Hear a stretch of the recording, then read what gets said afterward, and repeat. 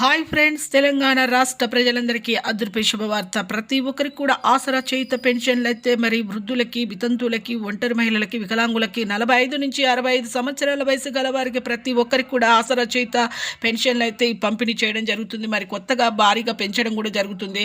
అలాగే మరి ఎవరెవరికి ఎంత పెంచారు, కొత్తగా అప్లికేషన్స్ పెట్టుకున్న వారు ఎప్పుడు పెట్టుకోవాలో తెలుసుకోవాలంటే ఒక చిన్న లైక్ చేయండి. నచ్చితే లైక్ చేయండి, నచ్చుకుంటే డిస్లైక్ చేయండి. లేట్ చేయకుండా అయితే వీడియోలోకి అయితే వెళ్ళిపోదాం ఫ్రెండ్స్. ప్రతి ఒక్కరికి కూడా తెలంగాణలో రాష్ట్ర ప్రజలందరికీ కూడా వృద్ధులకి, వితంతువులకి, ఒంటరి మహిళలకి, వికలాంగులకి అయితే ఆసరా చేయుత పెన్షన్లు అయితే పెంచడం జరిగింది. పాత వారికి మాత్రమే 2016 లోపు ఉన్న వారికి మాత్రమే పెంచడం జరిగింది.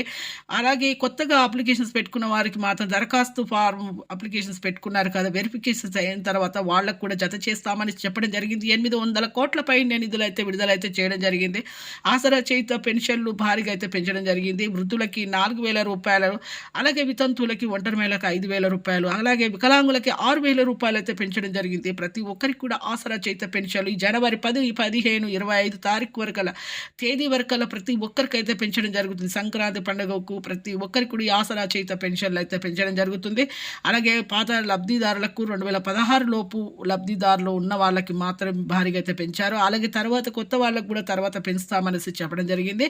చూసారుగా అండి. ఇక మీరు వెంటనే కొత్తగా అప్లికేషన్ పెట్టుకున్న వాళ్ళు మీరందరూ చివరి తేదీగా అయితే పెట్టుకోవడం జరిగింది కదా. ఇక ప్రతి ఒక్కరికైతే పంపిణీ చేస్తామని చెప్పడం జరిగింది. చూసారు కానీ ఒక చిన్న లైక్ చేయండి, నచ్చితే లైక్ చేయండి, నచ్చుకుంటే లైక్ చేయండి. ఇలాంటి ఇన్ఫర్మేషన్ అందరికి తెలియజేయండి. Thanks for watching.